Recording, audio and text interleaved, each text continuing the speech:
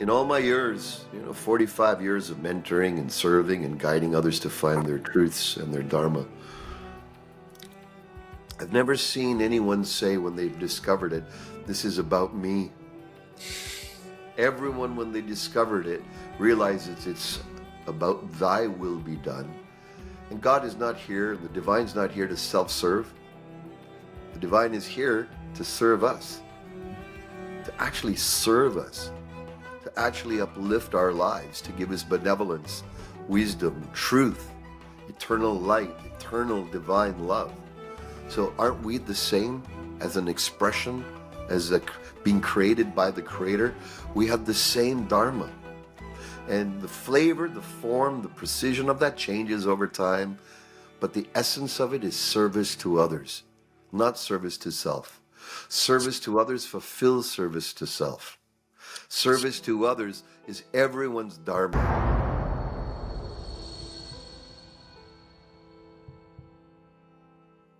5, 4, 3, 2, 1. Ladies and gentlemen, welcome back to the Conscious Grounding Podcast with myself, Anthony Manuel, where we're having elevated conversations kept right down to earth.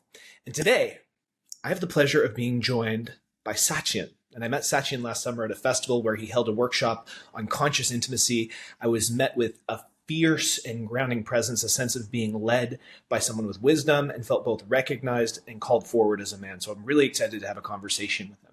Satyen is a world-renowned teacher, a mentor, a guide, deemed the CEO Oracle for his extraordinary ability to move companies beyond the old business model of struggle into a new paradigm of passion, purpose, freedom, and the magic of flow. With over 3 decades of experience in business leadership, Satyen has founded and scaled multiple companies to the pinnacle of success.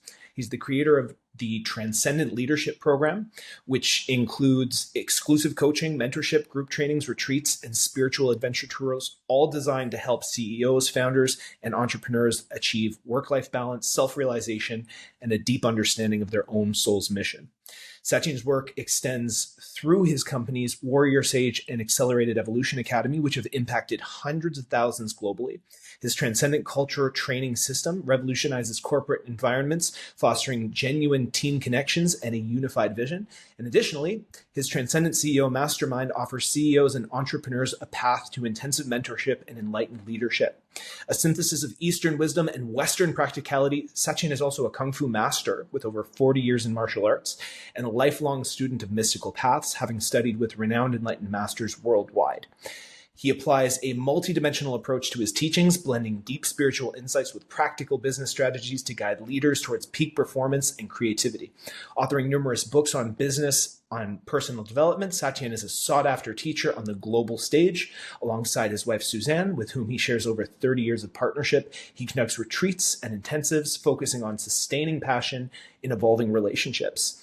Together, they're at the forefront of a new business paradigm, inspiring leaders to achieve their peak existence and unlock limitless potential. And Satyen, I'm just so stoked to have you for this conversation today. It's an honor to see you again, Anthony. I remember our first encounter and your power, your clarity, your heart shone right through. So it's an honor to be here with you. And thank you for witnessing me in that, man. And I'm excited to have this conversation. This is the first conversation on this podcast that is going to dive into the business realm a little bit more. A lot of the conversations that we've had have been focusing more on personal and spiritual development. And I think that you can't get into conversations about personal and spiritual development, especially as a man, without eventually getting into business and purpose development. So I'd love to hear from your own perspective. The word spiritual was thrown around quite a bit in that introduction. And I would love to know what that word means for you in the context of your life and the work that you do. That's a great question. For me, spirituality, first of all, means discovering and waking up to your own true nature. In the East, we call it enlightenment, samadhi, self-realization. The Japanese call it kensho. There's different terms for when we relinquish and we let go of these layers and layers and layers of false identities that we've taken on that cover and shroud our true nature. So for me, the first step is waking up, finding out who am I truly? And that's the first step of spirituality. Who am I that's beyond all the conditioning, beyond all the imprints, that's deeper than anyone can even speak about, that perhaps one can even speak about? It's our true, essential, eternal nature. Once we've woken that up and it's coming on board in our life, then spirituality becomes an expression of our true nature, our dharma, as they call it in the East. What are we here to do? What am I here to do? What are you here to do that fulfills the greater picture? So waking up within, living what you've woken up, and being of service to the world. That to me is spirituality. And of course, connected to the Great Spirit. I love that. What I'm hearing is a human being in our experience, it comprises of multiple layers of perceived and felt identity. And those layers are either the conditioned self, maybe the material self, what we're taught, and all the different traumas that we experience, and all the different beliefs that we have, and all the different distractions that we're inundated with, and all the different models of whatever the world tells us to believe. And beneath all of that, there are deeper layers of individual self, and then an ultimate self that transcends even personal identity. There's the eternal identity. And so you're really well expressed, really well expressed. Yes, it's this eternal sense of self or true self that many of us have evaded, many of us have kept away from. We haven't even ventured to go in to discover who that is, because if we do that, there's a threat to all the conditioned superficial selves, which are holding themselves in place to make sure that they don't get relinquished and transformed. And so spirituality is not always beautiful, rose, and light. It's sometimes a very powerful stripping away of what we're not. But then what you're left with is gold. You're left with the eternal gold of existence. So to me, that's the ultimate purpose, is to wake up and then to express what's woken up. My own experience with enlightenment paths and tapping into that felt sense of the eternal self has been that it has nothing to do with a personal identity. It has nothing to do with a felt sense of this is me, but rather there is like consciousness or being as is. That when people say non-dual, that's really hard for a human being to conceptualize and to vocalize with language, because language is inherently dualistic. There's like, this is like that, therefore it's not like this, versus like the oneness or the eternal nature of all being is non-dual. There's no subject-object relationship. So you can't, as a subject, explain it as an object, because that relationship doesn't exist. And so that's very challenging for people to conceptualize. It almost has to be a gnosis. It has to be a lived experience for you to tap into that as a truth. How does a person go from, and also just acknowledging what you said too, where it can be this stripping away, this violent feeling, where how we do identify, how we do want to see ourselves has to die to access that. It has to basically be eviscerated for the reality of that higher principle to even be glimpsed. And so how do you take someone who's very entrenched in their personal identities or their attachments to their ego selves? How do you get someone from living in the material world, being of the world, and being able to glimpse that beyond the veil reality? Beautiful, beautiful, Anthony. The starting place that I take those I serve is through the process of self-inquiry. I have very specific exercises, practices, meditations, and cultivations that come from various traditions, from Zen, from yogic philosophies, from communication methodologies. And we've created in our organization a very powerful and accelerated way to dismantle the illusions that we hold of ourselves and then experience our true nature, who we truly are. There's processes, I call them accelerated evolution processes. What used to take months, in a monastic type of space, maybe even perhaps years with deep, devoted, dedicated spiritual practice, going to the top of mountains, huge austerities. Literally now, we can experience what we've been just pointing to, because you can only point at it through words. We have all our people experiencing this literally within less than an hour. It saves them years of heartache, years of mental masturbation, years of going on the search and hitting roadblocks, hitting dead ends, and it brings them right back to home. Because of my martial art background, I'm very dedicated to pragmatic self-realization. How can we do it now in this day and age where we can't fly off and go live in a cave somewhere? We're not going to drop everything and then abandon our lives for some mystical type of idea. We want truth. And it just happens to be that as a martial artist, as a business leader, I want to make sure that awakening is grounded in my body. It's grounded in my service. It's grounded in my leadership. Because when we come from that depth of being, magic happens. We go from force, willpower, struggle, egoity to wisdom, true power, true flow state, true heart, one-on-one connection. And then we have ultimately this recognition of our true self is the path of true happiness. Everything that we're doing to run away from it or to hide it is our path of self-destruction.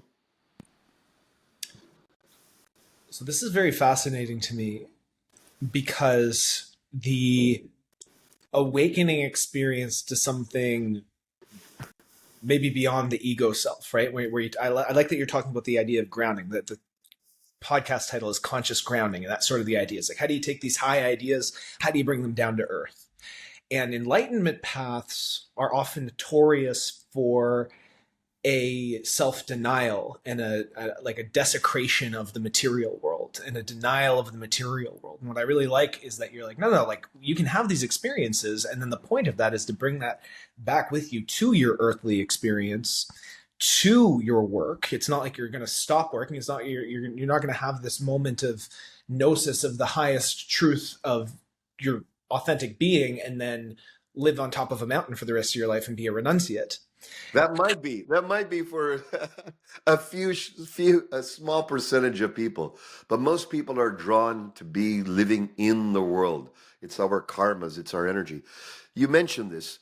Many spiritual traditions that are on the path of enlightenment are masculine or male dominated or have started with male figures, which by their nature are seeking greater emptiness from the restrictions of form or duality and are aiming to go towards a higher unity consciousness or a higher dimension, heaven, oneness, enlightenment, higher planes.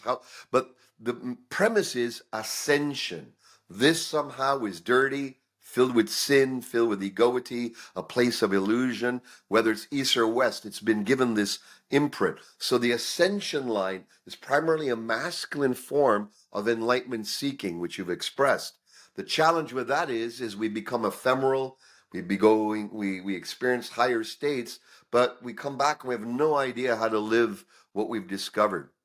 The descending lines are the shamanic dimensions, which are also very close to my heart. The earth plane wisdom traditions, which say bring the divine into our body, into our lives, how we break bread, how we meet and greet each other, how we do business, how we make love, how we live our lives today should be an expression of this unity consciousness that we discover in the higher exalted planes of existence. They're not separate. So I believe in going up into the ascended dimensions and then at the same time coming down, grounding in our body. I do martial arts. That to me grounds me in my body. I get to see the barometer of my alignment every day when I train. Oh, that was a solid day of training. I'm really aligned. I'm a little off today. It shows up, it magnifies in the physical domain, whatever your skill, whatever your artistry is. So for me, we need to ascend and descend simultaneously for the wisdom of the enlightenment of today, not just one path. So let's talk about that descent process, because I feel, and you can correct me if I'm wrong here, but I can imagine that some people, when they touch into that liminal space and they touch into those more esoteric, impossible to describe spaces of eternal truth, there is an ego shattering. There is a dissolution of identity. There is a dissolution of self. And all of a sudden, the world that they thought existed is forever changed. And now they come back and they're like, well, what's going on? I remember that was like one of my first experiences when I had like my little Satori moment. I was like, now what? Like now that I know this, now that like my mind is shattered, I don't know who and what I am. I don't know what to do with this information. How do you integrate that and bring that back? Because I love that you use the word dharma, because to me that just feels like that sort of feels like the intersection of Yes. the ephemeral and the embodied. Is there is beyond like the eternal self, there's like a blueprint of the life that you were meant to live. And there's a big part of my work is helping people figure out the life that they were meant to live, their dharma, and the acorn that's inside of them that has the potential to grow into the oak tree, as James Hillman would say in the Soul's Code. And I think that that coming back and that realization of the dharma through that descent path, I would love to know what that process looks like for you with the people that you work with. I'll use a simple triad to get across an understanding that's dawned on me through time. This originally was shared by one of my mentors with me, David Data, and he talks about function, flow, and glow. Functionality is our ability to get on, be in the world, exchange, do goods, communicate well, be with others well. That's functionality. Flow is the artistry of your life, the yoga of your being. And then glow is self-realization. I used to think that once someone had self-realization, myself, that my functionality, my success in the world would be just amazing, that my artistry, my flow state, that everything would be solved by self-realization. I was wrong. And if you take a look at many of the gurus, the teachers, the awakened ones, they're very profound in one dimension of their glow, but they could be severely or sorely lacking in other areas of moral capacity. They might be out of alignment with their relationships or their sexual energy. There could be many things going on. You could have like a Picasso, amazing at art, function, flow, and glow. The flow is the artistry of life. Incredible artist. Did he have enlightenment? I don't think so. And was he great with women? No, he was horrible with women. So he didn't have functionality in his relationships. He didn't have that right attitude and that honoring of the goddess. And so, but his artistry was profound and multidimensional. For me as a warrior, as a sage, as a warrior sage, it's imperative to cultivate functionality. And if that means you need to do therapy, you can have self-realization, but you might be a jerk. You might not know how to speak to people. You might have deep-seated stuff that triggers you all the time, gets you angry. You might have a whole bunch of judgments of yourself and others. You might have all this psychological baggage and heaviness inside of yourself. That affects the flow and the freedom of your life. Even if you've had profound self-realization, it doesn't necessarily translate to more wisdom and functionality. So you got to get good at it. So that's why I've done many hours in myself of psychotherapy. I'm trained as a psychotherapist. I've done, I don't know how many thousands of hours of inner work on that plane so that I could be more functional, more with my wife, with my children, with my work, my friends, my way of being. Now, my artistry I utilize in two realms, my martial arts, as well as my artistry in sharing, speaking, and leading workshops. When I lead workshops, that's where my highest artistry comes in. I tune into the field. I'm able to create an extraordinary transformational experience with whatever's at hand. Doesn't matter. Drop me in the middle of Botswana with nothing, no pen, no paper, and we can create magic. It doesn't matter where we're at. This is an artistry I've cultivated through my life, like everyone has their own artistry. So I work on with myself and my, and my mentees. I work on function and I look at where can we function deeper in business, in life, in relationship, with money, with power dynamics, what healing needs to be done in the internal dimension. Then I look at what artistry do we have that we can cultivate, become even more artful. What's some natural talents that we have that we can make beautiful, make an art, a craft out of it that becomes world class ultimately. And then self-realization is the backbone. And that is in the midst of all this doing, there's nothing to do because there's a part of you that's already perfect, already whole, that needs no movement, that is eternally rested in the changeless isness of existence. And so for me, wisdom is tuning in, dialing in, activating function, flow, and glow. So in 2025 and forward, we become whole beings, not trapped by the incompleteness of old models and old paradigms. There's so much there that I loved. And what came to mind to me as you were speaking was the realization that no, you still got to actually practice your craft. No, you might have to get your ego out of the way in order for you to glimpse the eternal, but you still have an ego and you still got to work on it because you are still going to be using that and operating in the world with it. And that realization that like, no, you're still going to have to do work on yourself. You're still going to get triggered.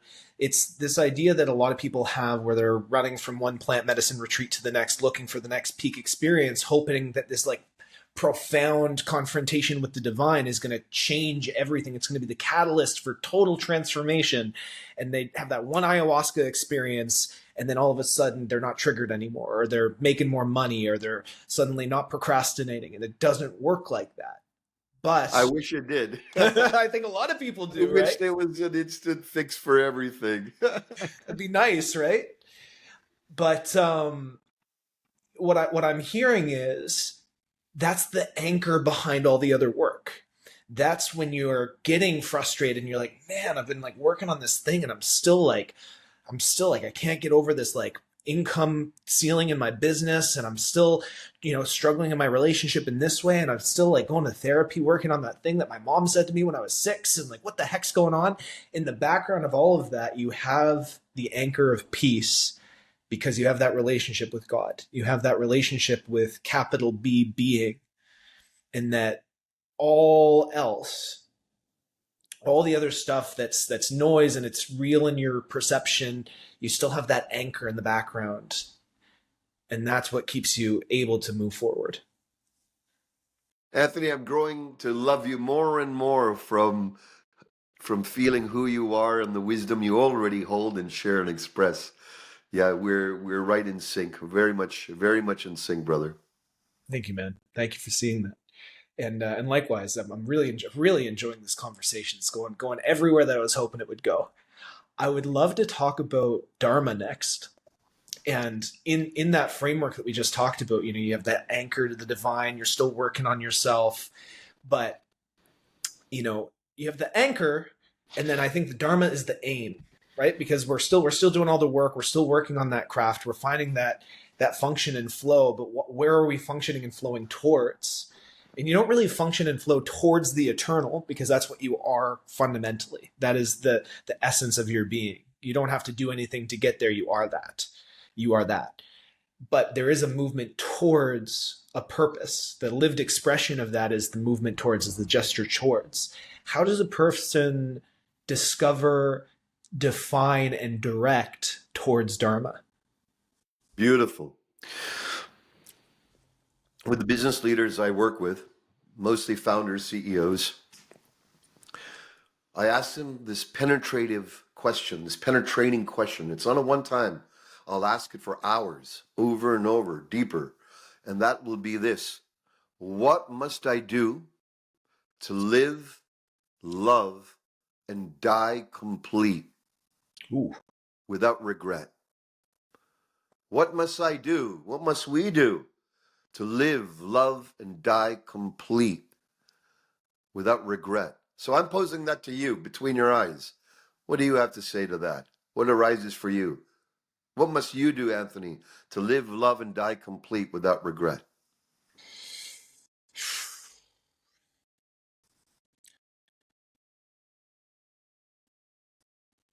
So I want to clarify that the question is live, comma, love, comma, die. Correct. Not live in love and then die complete. Whew. I've been trying to answer that question without saying that specific wording. I've been questioning that quite a while. I think everyone has an inherent drive to know what their purpose is. And whew. What must you do to live, love, and die complete this week? Let's start that way. Yeah, this week, I think what I have oriented my life towards has been to continually seek the highest principle,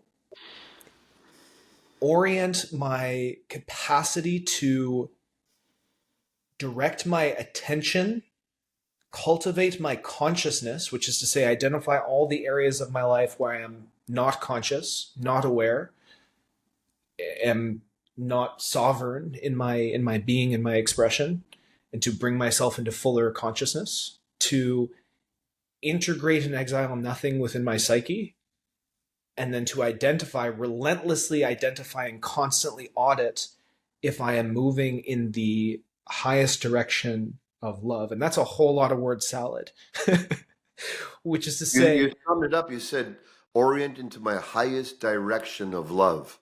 yes, All of that. yes. This is your Dharma. And it has a unique signature to you, as it does to me, as it does to every good soul who's watching and listening to this. Everyone, you're all unique, incredible starlights of the divine. And each one of us has a soul dharma, a purpose, a mission, a reason for being here. And if you don't know what it is, make it your soul's purpose to find what it is. Start with that track by saying, I'm not clear. God, universe, soul, I want to know, because this is the source of real fulfillment, not the superficial stuff, which all flies away. I've experienced all the bells and whistles of life one could ever imagine, all the luxuries of life. And so are some of my clients, who've, by grace, they've gone from zero to billion-dollar companies over 20 years. Some of them have, had multiple huge exits. Their successes in many dimensions on so many levels. But what's underlying when many of them come to me is a lack of fulfillment, soul level fulfillment. And then when we get on board, and how we get on board is asking that question. It should feel like, holy shit, you're on the edge. Holy shit, if I don't answer this question, I'm missing out on something. Wow, that's a confrontive question. It should be, because it's the confront to our mediocrity. It's the confront to our laissez-fairness or our automaticities, which shakes those illusions away and makes us go, no, I must live for my dharma, my true purpose. And if I don't know what it is, I must dedicate myself, painstaking, whatever it takes to discover it. Another way, other than just asking that one, is feel what your soul's calling is. You ask yourself that and you write it down. And then you say, feel what my soul's calling is not. You write that down on another side of a paper. And you keep going back and forth. What is my soul's calling? Feel what my soul's calling is. You write it down, whatever next arises. You do the same. Feel what my soul's calling is not. Whatever emerges, you write it down. You go through this contemplation process. And sooner or later, it could be after an hour, what will happen is, and it's best to do this in nature, sitting quietly alone with everything turned off, just you, your dharma, and yourself, and your openness of self-discovery. By going back and forth between the opposites, the mind that's holding the truth, trapped in opposites, will disintegrate after a few minutes. That disintegration over time will allow the deep dharma to show up strongly in an embodied, profound, whole body way that transcends the mind and ideas alone. So this is another way to plummet into this truth of our dharma. I think what I've noticed in myself and where some other people get hung up on is when they're like, what's my purpose? It can be very personal, self-centric. Like, what am I doing? What kind of life do I want? And to the credit of what Dharma is, it is your unique blueprint and your unique expression. And I found, because I was constantly thinking about myself while I was trying to figure out what's my purpose, it sort of limited me in this sort of like personal self frame. And I would limit it to like, well, is it a craft? I'm a phenomenal musician and I love performance. Maybe I should play music. Well, I have a gift of articulation. So maybe I should be having these podcasts and I should be sharing my ability to articulate and break down complex things. And I'm a great coach and maybe I should be a coach and I can build businesses. I can do, right? And then it's like, well, why am I doing any of that? Like, what's the why behind even that?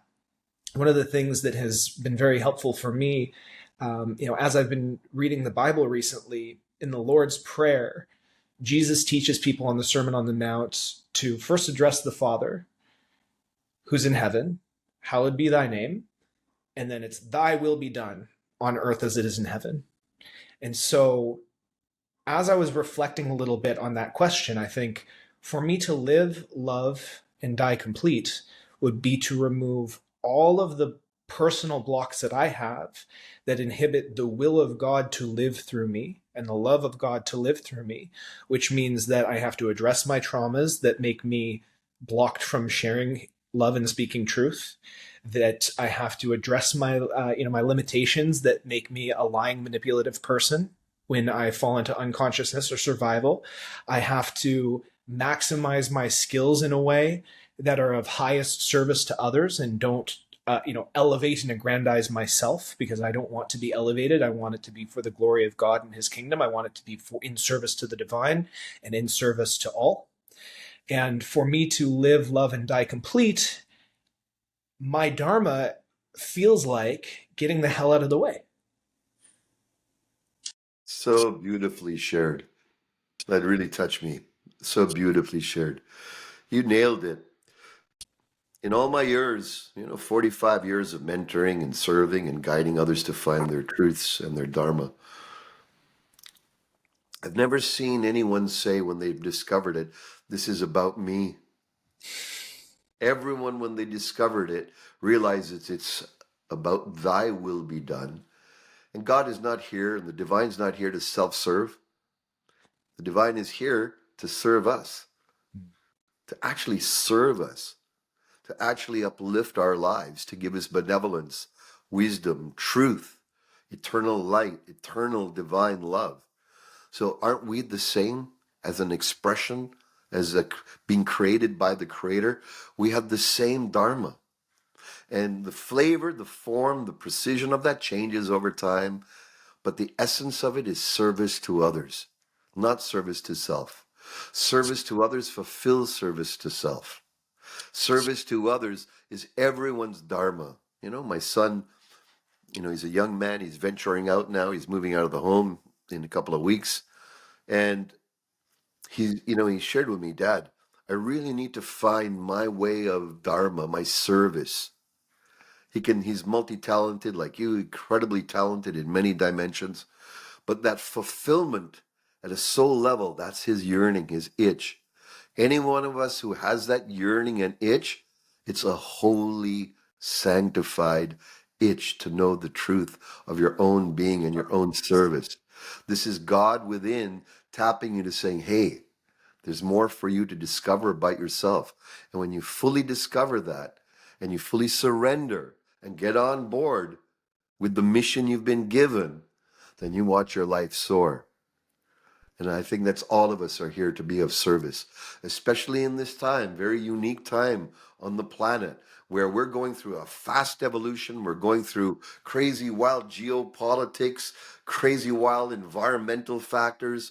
Everything is in a volatile state right now. And it's designed, and the machinery, the TV machinery is designed to keep us evoked in the exasperation, in the tension, in that volatility.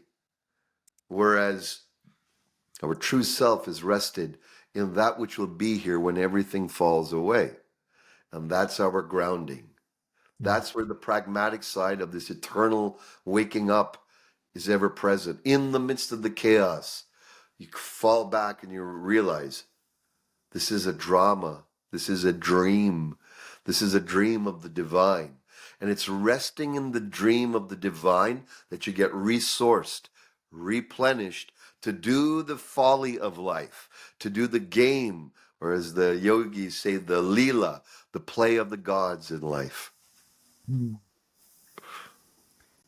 you find that working with CEOs who are really locked in, I mean, these guys are building businesses, selling businesses, they're at the top of their game, when they start touching on some of these more esoteric elements, can they sometimes confront a sort of identity crisis or a little bit of a coming undone of the world that they thought they knew? Yes, it happens to whatever degree that a person has been living a lie is the degree the shakeup happens. To whatever degree a person's been on the path of truth and step by step saying, I want to live deeper in truth, the more joy and fulfillment and happiness they have. At the end of the day, the crust has got to fall off. The rust has got to be cleansed. At the end of the day, the false identities are going to fall away anyways. And so the process I lead them through takes them through a powerful yet gentle enough so they're not smashing their lives wide open. They're realizing their lives wide open. And then the integration of enlightenment becomes something very real that happens in their teams, their organizations, the company culture, the way they're relating with their spouses, their partners, their children. Because if not, then it's a pie in the sky philosophy. It's some removed spirituality that's somewhere else over there. That's not true awakening. True awakening involves how we live our life, how we relate to all those we live around. And ultimately, as business leaders, we are here to offer a service to humanity, a product, a service to humanity through our company. And when we come back to that, that being the highest ROI is the fulfillment of myself, the fulfillment and joy of my teams, my suppliers, and all our customers. How deeper can we make their fulfillment? How more fully? Even if we're just selling nuts and bolts, how can that be even more? Is there a way that you can make your team more joyful, have more connection with them? Is there a way that that joy that's in your team that you're cultivating and oneness is now making it that the product is even better, that the relationships with other service providers is more smooth, more joyous, there's more loyalty that happens, more repeat business. So although it may sound removed, the pragmatic side of self-realization for us as business leaders is imperative. In this day and age, if we divorce them and we continue to divorce them, we destroy the world and ourselves. If we recognize that they are one, they're not separate, spirituality from relationship, from going to the bathroom, from running big companies, there's no separation, then we're on the path of wisdom. Everything else is the path of ignorance. So I want to actually touch on that path of ignorance a little bit because you started that with to the degree that a person is living a lie, that's the degree that they're going to be really shaken up by this type of work. And I'd love to know from your perspective, how does a person end up in a paradigm where they're walking the path of ignorance or where they are living a lie, whether that's actively lying to themselves or living the great lie of a societal narrative that isn't aligned to capital T truth? How does a person find themselves in that situation? It starts quite early, and specifically my particular audience of business leaders, have taken on an imprint that they need to be strong. They need to be uncollapsible.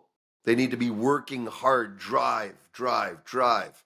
They need to push more hours. We have a modern term called crushing it. Listen, I crushed it. Think about it. If you crushed it, what else is getting crushed inside of you? And ultimately, you'll crush it. I know it's a fun word. It means, hey, you did really well and superb. But really, the language is sourced in war. We made a killing. We did a corporate takeover. All these language patterns are sourced in wartime processes, in wartime philosophy. And so when CEOs, business leaders recognize I've been immersed in wartime thinking, removing myself like doctors do. Many of them don't have that deep heart connection. A lot of people complain that our doctors don't have good bedside manner. Of course, there's amazing exceptions, which I know quite a few, but the general malaise and the general feeling is there's a disconnection. It's the same with business leaders. If you look at a CEO, their mandate, a company's mandate is to make profit at all costs. It's to win for the shareholders at all cost. And if that is the highest value that we have entrenched in the paperwork, in the legality, and in the system, then what is the results of that? It's always outside. But when we remove this sick, if you will, sick paradigm of only profits first, and we don't bring into account the human dimension, the real reason we're here is to really grow this contact, To me, the ultimate purpose of this incarnation, for us as humans together, is to be closer together, is to commune, is to be in contact, to be in joy, to be in harmonious living with other beings. I mean, what are we here for? We can achieve whatever we want on the outside world, but it means nothing if we don't have others to enjoy this with. You know, business leaders, many of them get divorced and they got shit going on behind the scenes because they're not addressing the fact that they're not, prioritizing their relationship, their passion, their intimacy. Some of them have come to me with their kids hating them. Mm. I've had that years ago where I was so powerful and popular and traveling the world and I wasn't serving my own family. I was a rock star to the world and I was a dud back home. And so I had to shift that. I almost died in a drowning accident and that made me realize, holy jumping, this outside glamorous kudos that we get by having other people stoke our egos is all going to fall apart one day. If I let it fall apart and I relinquish that now, then I got myself on a path of true living. And I'm happy to say that all the leaders who've worked with me are on the path of joyful abundance on all dimensions of their life, because now they've come back home to the equilibrium of the soul. Mm. And they're living from their soul, their heart, their soul, mind, unity, rather than from their mind and their egoic pursuits alone. What I'm hearing is people end up unconsciously worshiping the wrong God. And they make idols out of money, out of success, out of external validation, out of all of these external accolades. And I did it myself. I think at any point, a young man pursuing success or acclaim on social media, we all fall to the pitfalls of it. And you get the sex, you get the money, you get the attention, you get all the external stuff. And then internally you're miserable and you can't figure out why.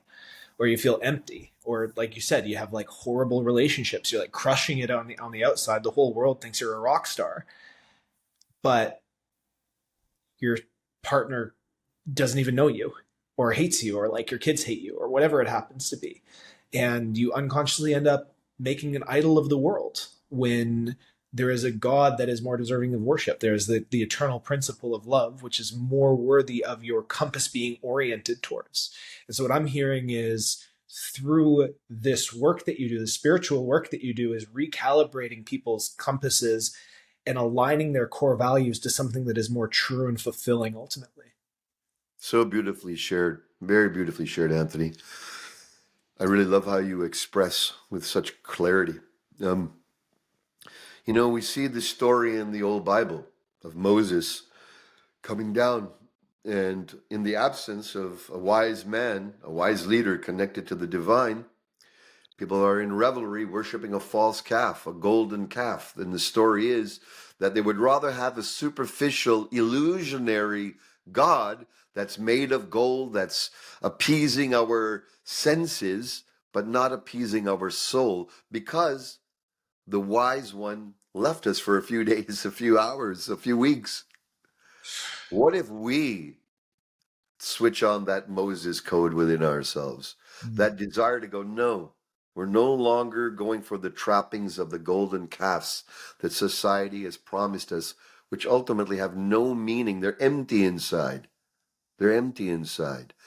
Although you might have some superficial revelry and dancing around that artificial God, that golden calf, you might have your ego get stoked for a temporary period, but it'll come crashing down. We need to go for what's real. The universe is shaking us up right now, not because it wants us to be shaken up or stirred. It's shaking us up so that we can let go of what's no longer real for us, for you, for me, for all the good folks who are listening here. And worship what's real. Let go of what's not. And you know what's real. You already know. You can't lose that. And I think I want to also delineate that as you go on that path where you pursue what is more true, what is more real, what is more elevated in truth, that it doesn't automatically mean your life is super happy and wonderful either. That yes, there's more joy and love and connection, and there's more access to that because that is what you're orienting your compass towards. And it's also hard. Like, I love that your company is WarriorSage. Because even though you're talking about, we have this business language that's rooted in war and rooted in like this sort of domination, crushing, like competitive, the dog eat dog, you know, animals ripping each other up in the natural order of things. We have to transcend that. And yet, in that sage wisdom of knowing how to orient your highest principles, there's a spiritual battle that has to be fought. You're battling with principalities in a lot of ways. You're still fighting to overcome your ego. You're still fighting to overcome your lower order desires. You're still fighting against maybe a part of your psyche or a part of the collective unconsciousness that would orient itself towards that golden calf, that would orient itself towards something that is more superficial or less fulfilling. The parts of, the way a Christian would say, it's like it's the desires of the flesh. And Yes. I really like the poetic expression in the Bible of talking about, orienting yourself towards Christ, which is the highest principle, while you're also battling the desires of the flesh, and you're dying to the flesh over and over. And that is a spiritual war that does require strength, that does require commitment, and it is not easy. And it doesn't mean that as soon as you devote yourself to God and love, that everything is freaking rainbows and sunshine all the time. That's when the real work starts.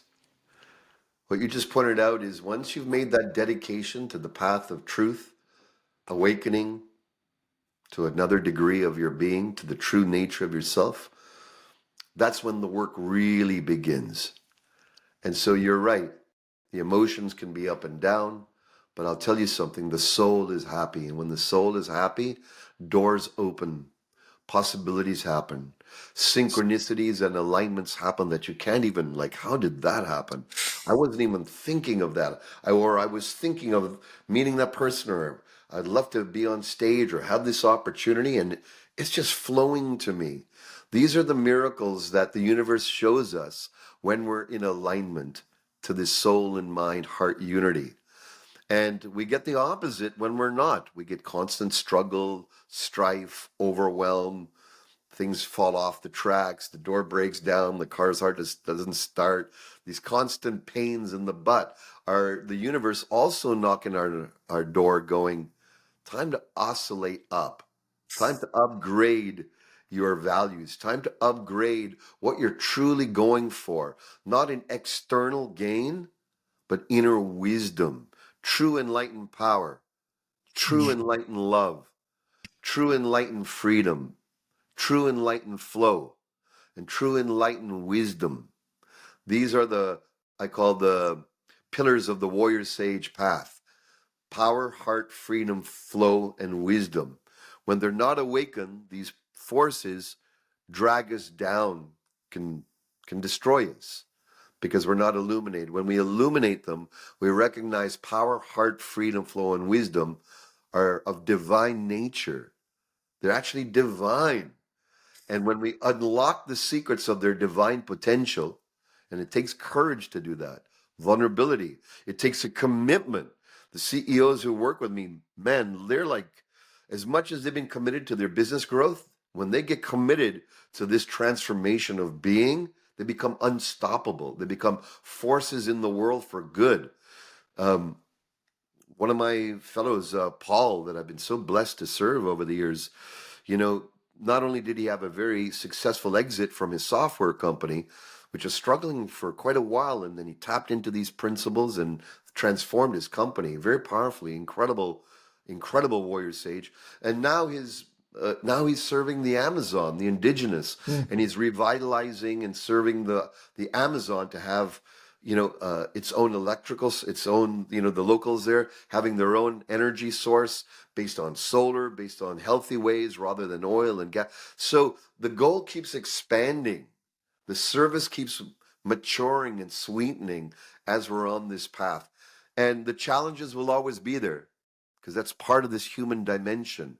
You can't escape the human dimension without challenges. But who do you want in your corner? Do you want your ego, or do you want the great one?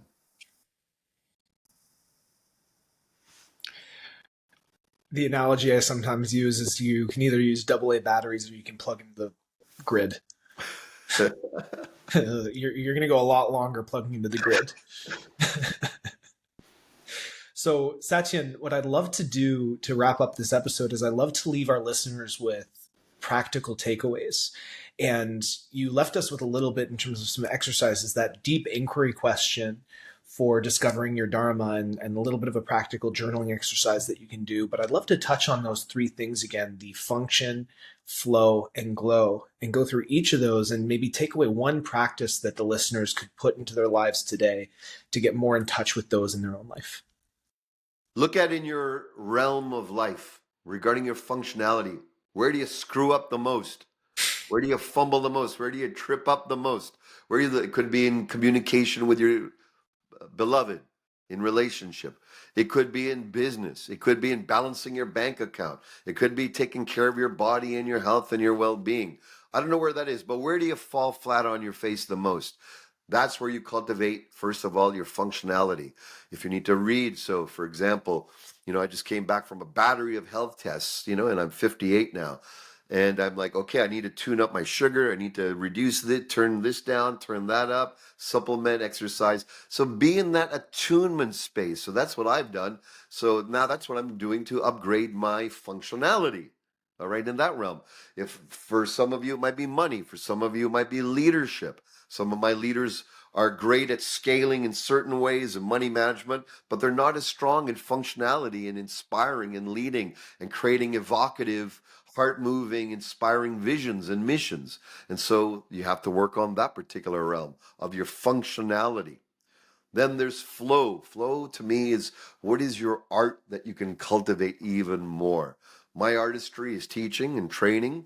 My artistry is also martial arts. I'm currently a Brazilian Jiu-Jitsu purple belt, which is an intermediate level. I'm a Kung Fu master. I've done 45 years of training of that. I don't really feel compelled to make more art out of my Kung Fu, but I want to get really artful at Jiu-Jitsu, all right? Because most of the guys I'm training and fighting with, I mean, I'm as old as their dad or older than their dads. And so I need to have more artistry, so I'm using less power, more skill, because these young fellows have way more power, speed, and energy and bottomless gas tanks. So I got to up level my flow state. So I'm more relaxed. I mean, my artistry is developing. So for me, that means more drills, a lot more drills of basic jujitsu drills. Now, the last part, function, flow, and glow. So for whoever's at home, look at where can you add more artistry in your life? Where's a gift? Music, painting, speaking, sharing, origami, gardening, whatever it is. Pour your heart into making it an art form. Just the human soul loves creating art. We're meant to be artists of life, not dry observers. We're meant to be artists. And then the last area, glow. Self-realization. Make it once in your life. Come to one of our enlightenment intensives. Make it once in your life. Come and do a deep dive meditation retreat, Vipassana. Enlightenment intensives is what I recommend. That's what we lead. Or come and do a little mini Kensho immersive. Kensho is the Japanese term for rapid self-realization, that awakening moment. Take the time, reorient your daily life, reorient things to go deeper at the soul level. Pick up books, recommendations from wise men like you and others. What would touch my soul? What would make my soul more happy? Go to bookstores, ask friends who are involved in spirituality. Experience that dimension. Don't hold back on it. When you activate all three and nurture all three, as if each one is a garden of a larger garden, then watch the magic unfold. Thank you so much for that. I'm going to just reflect back real quick. For function, pick one area of your life that you're messing up, like just one. Because it's very tempting to be like, well, this is out of whack, I could improve here. Pick one and go after it with everything that you have. Get a mentor, get books, get a course, and devote yourself to solving that one area of your life. And I really wanted to emphasize that one, because oftentimes we try to change a million things at once. Speaking as an ADHD self-improvement junkie who loves to fix everything at once, if you pick one, you go the distance, you go depth and then breadth. Yes. Right? So you pick the one thing. For flow, seek artistry. seeking the artistry in your life. And for the people who are like, well, I'm not creative, bullshit. We all have forms of creative expression. We all have different ways that we can express ourselves. Maybe your art is like my friend is having really deep conversations, like literally just being able to connect with people in a really, really deep way and offering deep presence. That is a form of artistic expression. Maybe you're a musician. Maybe you write. Maybe you like to doodle in your notebook once in a while. Maybe you should actually spend some time actually just sitting there drawing, develop your art and be present with that. That in itself will give you more flow. And then for glow, go to Satyen's enlightenment experience. Go do that. Go have those experiences. Go get in touch with a spiritual dimension so that you can be anchored to a higher principle. You can be plugged into that power grid as opposed to be running on your dinky little AAA batteries that you're trying to run around on with your ego. So Satyen, thank you so much for this conversation. This was really, really nurturing in a lot of ways. For everyone who's listening to this episode, I'm going to include all the links to Satyen's work in the episode description, so you can go check that out. You can look at his events. You can look at his masterminds if you want to work with him. You'll be able to find it. We'll have his social medias on there. You will be able to find me on Instagram, and it's in the description. Go check that out.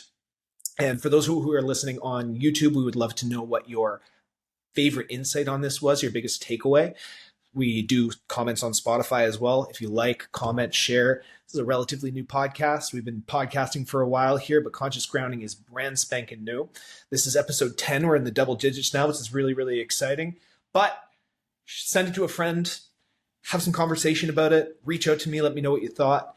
And really, really stoked to have everyone who is listening to these having conversations. This is it's a cool community that we're building here with Conscious Grounding, and I'm really, really grateful to be a part of it.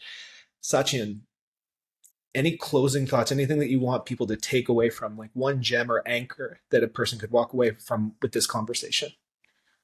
I'll come back to what must we do, you do, I do. What must you do to live, love fully, and die complete without regret? Let that resonate in your soul. Let that stir up your soul. Allow yourself to be touched by that penetrative inquiry, and whatever emerges from within you, follow the fuck out of it. Don't hold back, because that's the answer to your freedom.